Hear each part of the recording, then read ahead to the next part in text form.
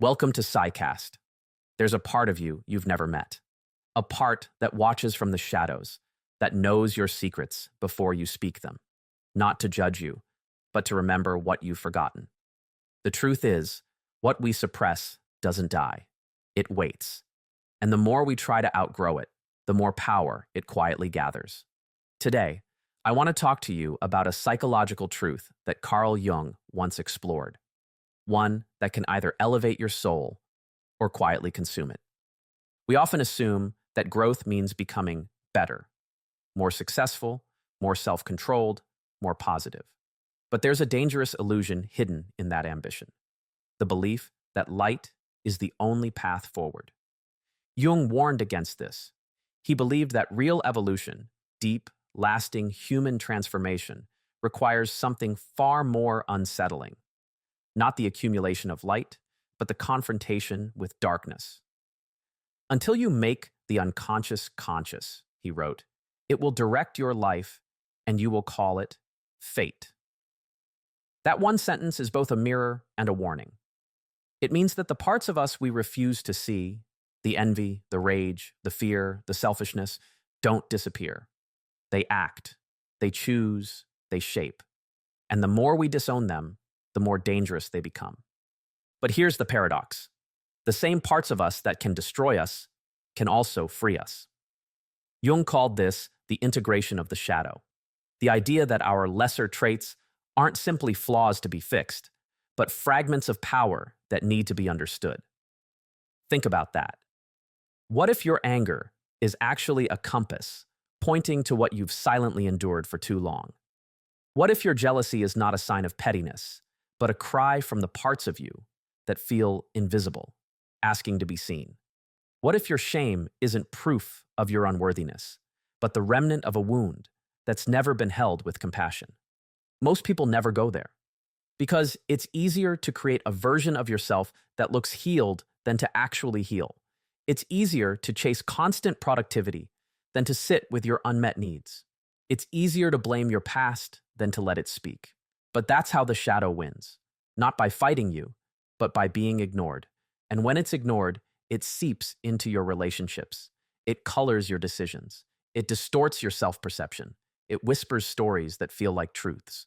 You start thinking, I'm just not lovable, when in reality, you were never taught how to trust closeness. Or, I always sabotage things, when maybe what you're really doing is protecting yourself from being hurt the same way you were years ago. Jung didn't say, conquer your shadow.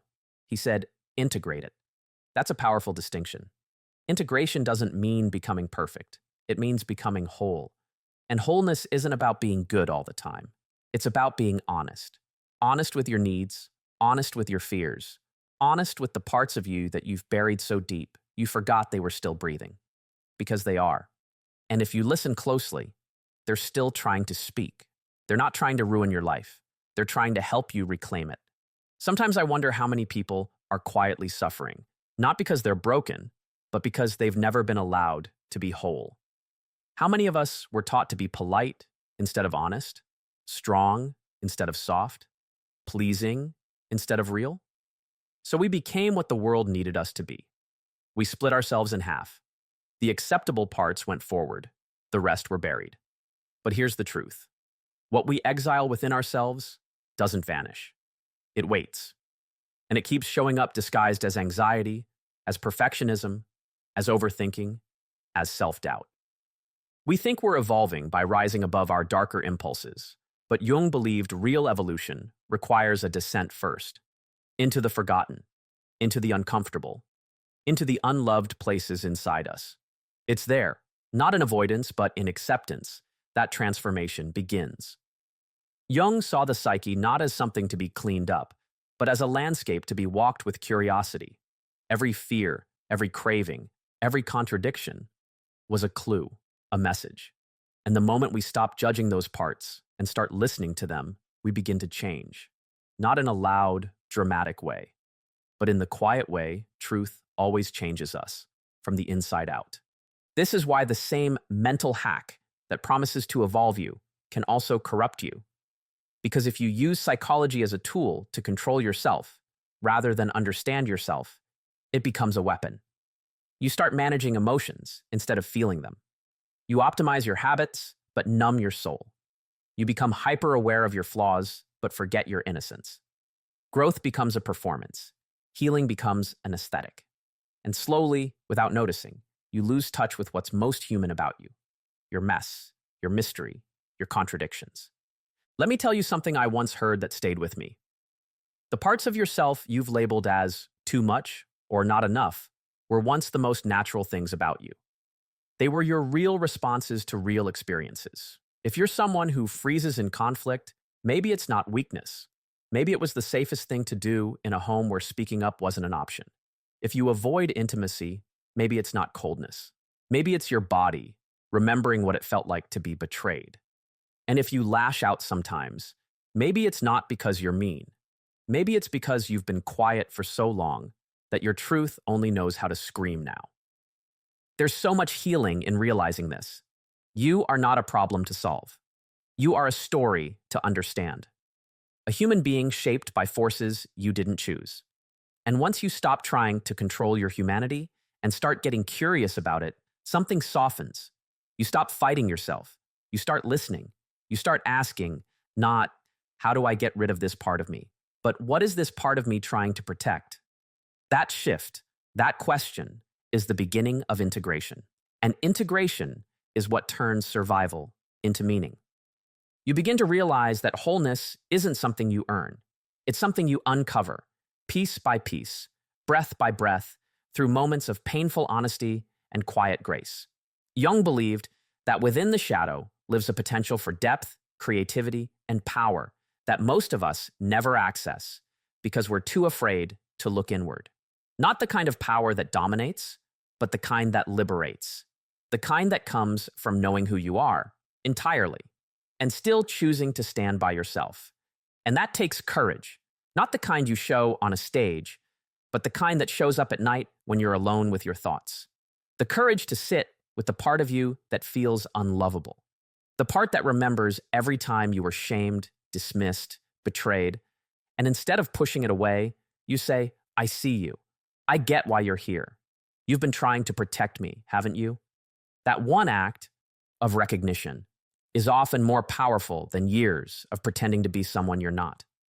Because the moment you see your shadow, not as your enemy, but as your teacher, you start to heal in a way that lasts.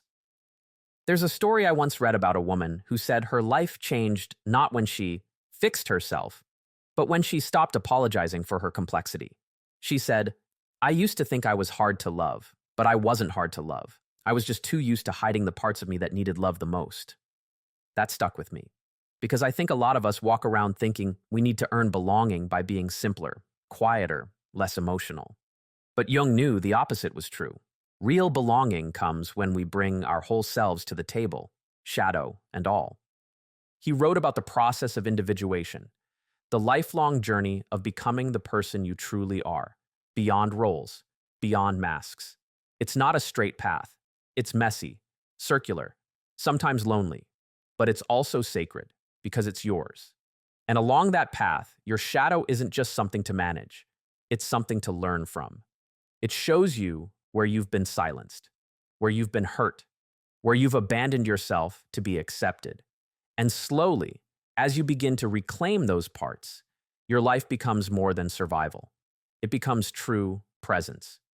You start to notice small shifts. You speak up where you used to stay silent. You pause before reacting. You soften instead of shutting down. Not because you're trying to be better, but because you're more connected to yourself. And that connection changes everything. You begin to live from the inside out, instead of chasing the outside in. You stop measuring your worth by how little you need and start honoring your needs as sacred. That's not selfishness. That's maturity. That's what it means to evolve without losing your soul. The shadow doesn't go away. It evolves with you. As you grow, it grows too. Not to sabotage you, but to remind you that every level of self-awareness will ask for a deeper level of self-honesty. Sometimes we imagine healing as a clean break from the past, but real healing is more like a spiral.